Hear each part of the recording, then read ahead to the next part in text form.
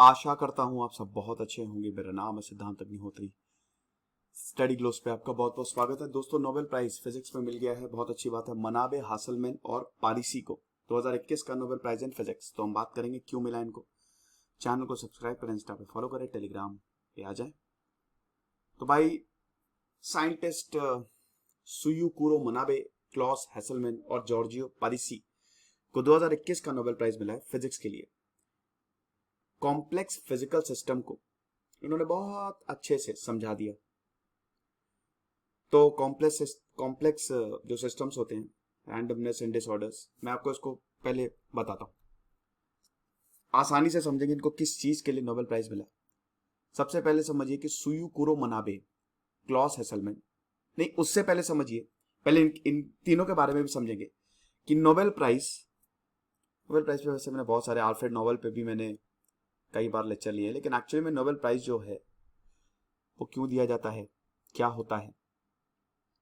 देखिए, Nobel prize 1895 से दिया जा रहा है। सबसे बड़ा प्राइज होता है, सबसे बड़ा, जो दुनिया के लिए एक बहुत बड़ी चीज करता है। आपको पता ही है कि टोटल 6 बहुत इंपॉर्टेंट फील्ड हैं: physics, chemistry, economic sciences, literature, medicine और पीस। यही 6 चीजें दुनिया बदलती है। फिजिक्स बहुत इंपॉर्टेंट है, मैथ्स के लिए नोबेल प्राइज दे दिया जाता है, ये अजीब गरीब है।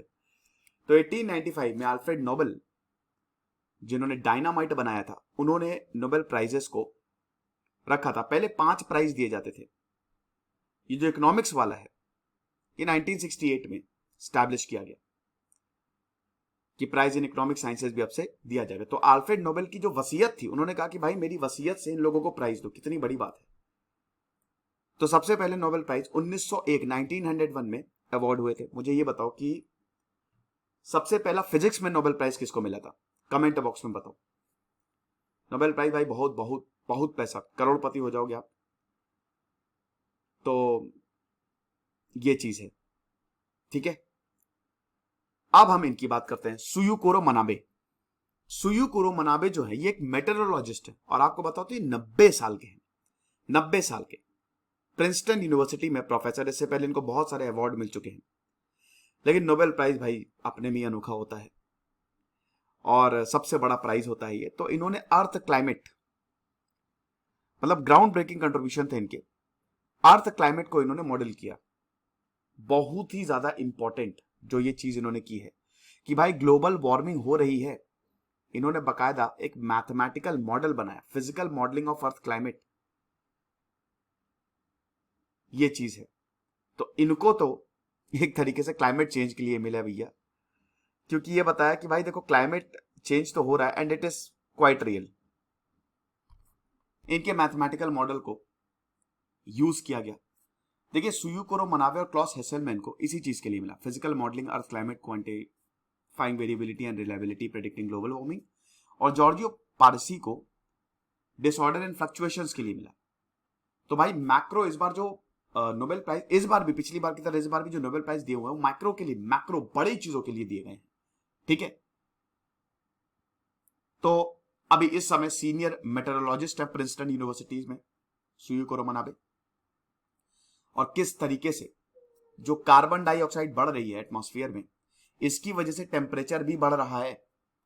अच्छा, क्लॉस हैसलमैन की बात करें तो ये Max Planck Institute for Meteorology Germany में है। इन्होंने भी सेम मॉडल बनाया। अब इन्होंने वेदर और क्लाइमेट को लिंक किया कि why climate models can be reliable. Weather तो चेंज होगा, वेदर तो एक क्या कहते हैं कि ये चेंज होता रहता है, ठीक है, लेकिन क्लाइमेट एक बार हुआ तो वो उतना ही रहेगा। तो क्लाइमेट मॉडल जो होते हैं ये रिलायबल होते हैं, वेदर तो चेंज और क्योटिक होता है। और जॉर्जियो पारिसी, ये प्रोफेसर है सेपियंजा यूनिवर्सिटी ऑफ रोम में, हिडन पैटर्न जो होते हैं ना डिसऑर्डर्ड कॉम्प्लेक्स मटेरियल में, वो इन्होंने खोज के निकाला है। भाई कॉम्प्लेक्स सिस्टम को समझने में इनका मॉडल कमाल का रहा। 1955 में ये ग्रेजुएट है यूनिवर्सिटी ऑफ हैम्बर्ग से, क्लॉस हेसलमैन की बात कर रहा हूं। फिजिक्स और मैथमेटिक्स का डिप्लोमा लिया, फिर इन्होंने यूनिवर्सिटी ऑफ गॉटिंगन में पीएचडी की और Max Planck Institute of Fluid Dynamics में, वहां पे भी 1975 में इनको पीएचडी मिली। और उसके बाद ये वहीं पे प्रोफेसर हो गए 1975 से लेकर 1999। He was the founding director Max Planck Institute of for Meteorology के फाउंडिंग डायरेक्टर थे। 1988 से लेकर 1999 साइंटिफिक डायरेक्टर थे ये जर्मन क्लाइमेट कंप्यूटिंग सेंटर में। तो आप देख ही सकते हैं कि क्लाइमेट के लिए इन्होंने बहुत जबरदस्त काम किया है। तो इन्होंने बहुत सारे पेपर्स जो हैं वो क्लाइमेट चेंज के लिए, क्लाइमेट के लिए पब्लिश किए, और इनको भी एज यूजुअल बहुत सारे अवार्ड्स मिले हैं। तो इन्होंने यही, जिनके मॉडल को हैसलमैन मॉडल बोला जाता है, क्लाइमेट वेरिएबिलिटी। अब क्लाइमेट वेरिएबिलिटी में मतलब क्या हुआ कि इसमें सारे वेरिएशंस आते हैं। भाई वेदर इवेंट्स तो इंडिविजुअल है, वो तो अलग अलग होंगे, है ना। हमारे अभी मौसम अलग अलग के, अलग अलग 4 मौसम, 4 वेदर इवेंट्स तो अलग हो गए, लेकिन क्लाइमेट तो स्टेबल रहेगा ना। क्लाइमेट तो लॉन्ग टर्म फेनोमेना हो गया, ये चीज है। क्लाइमेट चेंज मतलब वो होता है कि वो वेरिएशन जो काफी समय तक रहेंगे। जैसे क्लाइमेट चेंज की वजह से फ्लड्स आएंगे हर साल, तो हर साल वो आएंगे क्योंकि लॉन्ग टर्म फेनोमेना है। ये हिसाब किताब है। तो ये जो क्लाइमेट वेरिएबिलिटी का इनका मॉडल था, ये कमाल का साबित हुआ। अब इन्होंने, तो अगर आप इन दोनों को मिला देते तो सुयुकुरो मनाबे ने 1960 में फाउंडेशन रखा। ये क्लाइमेट मॉडल्स इन्होंने प्रेजेंट किए और हैसलमैन इसको आगे लेके गए। इन्होंने वेदर और क्लाइमेट को लिंक कर दिया। सुयुकुरो मनाबे पहले थे, मतलब इन्होंने क्लाइमेटिक मॉडल दिया और क्लॉस हैसलमैन ने इसको आगे ले गए, आगे रिसर्च की। ये है। अब हम आ जाते हैं जॉर्जियो पारिसी पे। ये है इटालियन साइंटिस्ट, इटली के हैं ये बेसिकली। 4 अगस्त 1948 में इनका जन्म हुआ। इनको भी इतने सारे अवार्ड्स मिले कि गिनते गिनते आप थक जाएंगे। और इनका भी, इन्होंने सबसे पहले तो यूनिवर्सिटी ऑफ रोम से डिग्री ली 1970 में, और उसके बाद फिर रिसर्चर्स बने। देन कोलंबिया यूनिवर्सिटी गए, वहां पे विजिटिंग साइंटिस्ट थे। और उसके बाद फिर इनकी जो थ्योरीज हैं, इनके जो पेपर्स है, बड़े फेमस हुए। अब फिलहाल अगर अभी बताते हैं तो ये सेपियंजा यूनिवर्सिटी में ही पढ़ाते हैं, वहीं पे ही प्रोफेसर है। अब इन्होंने क्या डिस्कवर किया? Quantum field theory, statistical mechanics या कॉम्प्लेक्स सिस्टम जिसको बोला जाता है। कॉम्प्लेक्स सिस्टम मतलब क्या होता है कि कॉम्प्लेक्सी मतलब आप समझ रहे, कॉम्प्लेक्स इनको समझना ही बहुत मुश्किल हो। बहुत सारे कंपोनेंट्स होते हैं जो एक दूसरे से इंटरैक्ट करते रहते हैं। कॉम्प्लेक्स सिस्टम, जैसे अगर आप सिंपल वर्ड्स में, क्लाइमेट एक कॉम्प्लेक्स सिस्टम है। बहुत सारी चीजें हैं ग्लोबल क्लाइमेट में। ऑर्गेनिज्म से कॉम्प्लेक्स सिस्टम है। ह्यूमन ब्रेन अभी तक कोई समझ नहीं पाया, बहुत complex system. Power grid, transportation, ये सब इकोसिस्टम, यूनिवर्स बहुत कॉम्प्लेक्स है। तो भाई इनका बिहेवियर जो होता है, कैसे बिहेव करते हैं ये बड़ा डिफिकल्ट होता है। और जो इसको आसान कर दे, अगर इसको आसान करता है तो हम उसी हिसाब से अपनी, जैसे क्लाइमेट चेंज है, क्लाइमेट चेंज को अगर आप आसान करेंगे, या ये कॉम्प्लेक्स सिस्टम है, तो अगर आप इसको आसान करेंगे तो हम अपनी पॉलिसी उसी हिसाब से फ्रेम करेंगे, बचा सकते हैं। लेकिन अगर समझ ही में नहीं आएगा तो बचाएंगे कैसे आप? बहुत सारी इनकी प्रॉपर्टीज होती हैं जिसको समझना पड़ता है।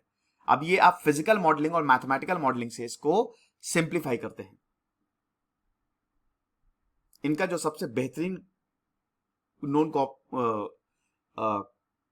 कॉन्ट्रीब्यूशन है वो है क्वांटम क्रोमोडायनेमिक्स में। क्वांटम क्रोमोडायनेमिक्स क्या होती है? क्रोमो, कलर देने वाला।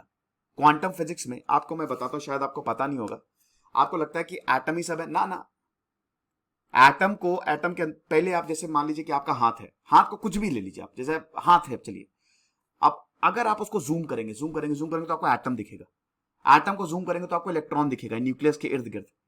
उसको जूम करेंगे आपको न्यूक्लियस दिखेगा। उसको जूम करेंगे अंदर प्रोटॉन और न्यूट्रॉन दिखेंगे। प्रोटॉन और न्यूट्रॉन को जूम करेंगे तो आपको क्वार्क्स दिखेंगे। यही प्रोटॉन के अंदर जो क्वार्क, 6 तरीके के क्वार्क्स होते हैं, यही कलर देते हैं, यानी कि प्रोटॉन भी डिविजिबल है। और ऐसा बोला जाता है कि अगर क्वार्क्स को भी आप उसको जूम करेंगे तो स्ट्रिंग्स दिखेंगी। ये स्ट्रिंग्स हैं, यानी कि मतलब, अब ये स्ट्रिंग थ्योरी हालांकि अभी प्रूव नहीं है, ठीक है। क्वांटम मैकेनिक्स, खैर उसमें भी काफी डिविजन्स आ जाते हैं। कहते हैं ना कि एक थ्योरी, वैसे हालांकि अभी साइंटिस्ट ने 4 थ्योरी को में समराइज किया हुआ है, लेकिन कहते हैं ना थ्योरी, एक ऐसी थ्योरी मिले जो पूरे यूनिवर्स को एक्सप्लेन कर दे, भाई उसको तो नोबेल प्राइज मुझे लगता है 4-5 साल तक मिलता रहेगा। तो क्वांटम क्रोमोडायनेमिक्स वो थ्योरी होती है जो इन्हीं क्वार्क्स और ग्लूऑन्स क्या होते हैं जो इन क्वार्क्स को बांधे रखते हैं, एनर्जी कैरियर जिसको कहते हैं, ठीक है। यही क्वार्क्स और ग्लूऑन्स के बीच में जो स्ट्रॉन्ग इंटरैक्शन होता है, दो तरीके के इंटरैक्शन होते हैं, एक स्ट्रॉन्ग इंटरैक्शन, एक वीक इंटरैक्शन। बहुत फिजिक्स तो नहीं हो रही है, ठीक है। अब ये जो फंडामेंटल पार्टिकल है, क्वार्क्स क्या बनाते हैं? Proton, neutron, pion. तो क्वांटम फील्ड थ्योरी है, तो इसमें इनका कमाल का काम रहा है भाई। ये ग्लूऑन्स हो गए, पायोन्स, ये सब base they what are they? Force carrier, ठीक है। कॉम्प्लेक्स सिस्टम में तो बताया, और स्टैटिस्टिकल मैकेनिक्स में इनका बहुत शानदार काम रहा है। इक्वेशंस दिए इन्होंने भाई, ये चीज है। तो ये जॉर्जियो पारिसी का काम था। तो इन तीनों ने कमाल का काम किया भाई, हम तो बधाई देंगे इन्हें। और हम तो आपसे भी बोलेंगे कि आप भी कुछ बढ़िया काम करो। जो भी साइंस वाइंस की स्टडी कर रहा है, जिसने साइंस ली हुई है या मेडिसिन ली हुई है या केमिस्ट्री ली हुई है, वो भी बढ़िया काम करे, नोबेल प्राइज लेके आओ। भारतीयों को नोबेल प्राइज मिलता ही नहीं है। खुश रहिए, पढ़ते रहिए। से सिद्धांत नहीं उतरी, साइनिंग ऑफ।